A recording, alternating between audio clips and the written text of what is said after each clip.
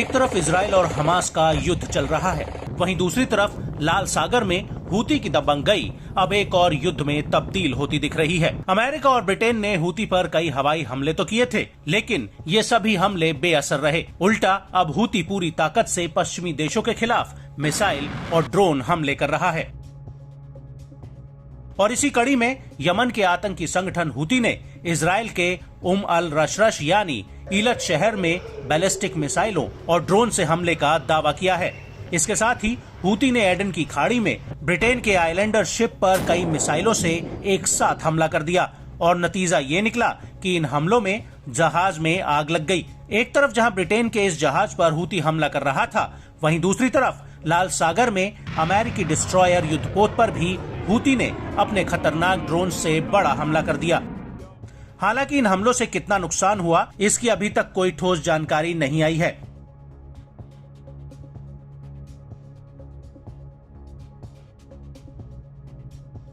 लेकिन हूती के प्रवक्ता याया सारी ने इन हमलों को लेकर एक बयान जरूर जारी किया है, जिसमें उन्होंने इन तीनों ही हमलों की पुष्टि कर दी है। इंतसारन लिमज़लूमियत अश-शअब अल-फ़लस्तीनी व ज़िम्न अर्रद्द अला अल-उद्वान अल-अमरीकी अल-ब्रितानी अला बलदना قامت القوات المسلحة اليمنية بتنفيذ 3 عمليات عسكرية نوعية على النحو التالي: الأولى أطلقت من خلالها القوة الصاروخية وكذلك سلاح الجو المسير في القوات المسلحة اليمنية عددا من الصواريخ البالستية والطائرات المسيرة على أهداف مختلفة للعدو الصهيوني في منطقة الرشراش جنوبي فلسطين المحتلة. فيما العملية الثانية في خليج عدن، حيث نفذت القوات البحرية في القوات المسلحة اليمنية عملية استهداف لسفينة بريطانية آيلاندرا في خليج عدن، وذلك بعدد من الصواريخ البحرية المناسبة أصابتها بشكل مباشر ما أدى إلى نشوب الحريق فيها بفضل الله. वहीं हूती के नेता अब्दुल अल हूती का कहना है कि उसने लाल सागर और समुद्र में अन्य जगहों पर अब पनडुब्बी हथियारों से हमले तेज कर दिए हैं। نحن اتجهنا في جبهة اليمن كما تحدثنا في الأسبوع الماضي إلى التصعيد في العمليات، بمعنى العدو يتجه إلى التصعيد أكثر في قطاع غزة ويستمر في ارتكاب جرائم الإبادة الجماعية بكل وسائلها ضد الشعب الفلسطيني في غزة، فنحن نستمر في عملياتنا ونتجه إلى التصعيد. العمليات التي تستهدف الأعداء إسنادا لغزة ونصرة للشعب الفلسطيني المظلوم بالقصف على أهداف إسرائيلية في الأراضي المحتلة، قد بلغت العمليات في ذلك بعدد 183 صاروخ وطائرة مسيرة. والمسار الآخر المساند لغزة هو العمليات في البحرين الأحمر والعربي وخليج عدن ومضيق باب المندب. العمليات أيضا مستمرة ونتجه فيها أيضا إلى التصعيد، اتجهنا فيها إلى التصعيد كما ونوعا أيضا. يتم تفعيل الصواريخ والطائرات المسيرة والقوارب العسكرية، وتم أيضا إدخال سلاح الغواصات وهو مقلق للعدو.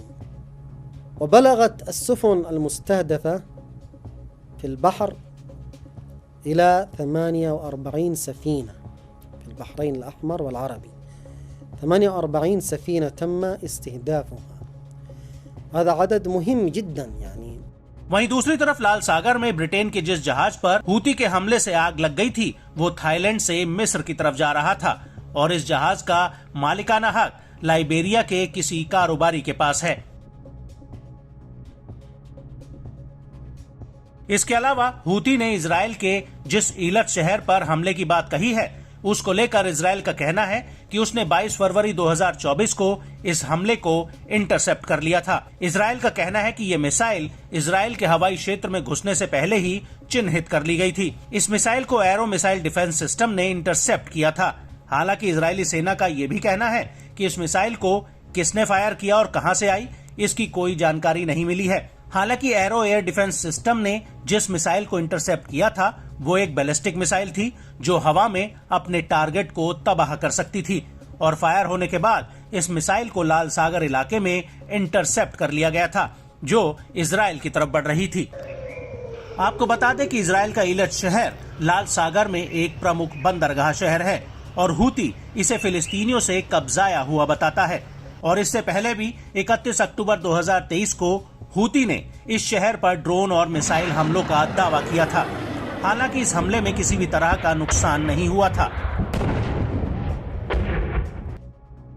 वहीं दूसरी तरफ अमेरिकी सेना की सेंट्रल कमांड का कहना है कि उसने 21 फरवरी 2024 को लाल सागर में हूती द्वारा दागे गए एक बम से लदे ड्रोन को मार गिराया था। साथ ही एक अलग हमले में हूती की 7 मोबाइल एंटीशिप क्रूज मिसाइलों और एक मोबाइल एंटीशिप बैलिस्टिक मिसाइल को मार गिराया था जो लाल सागर में एक जहाज पर हमले की तैयारी में थी।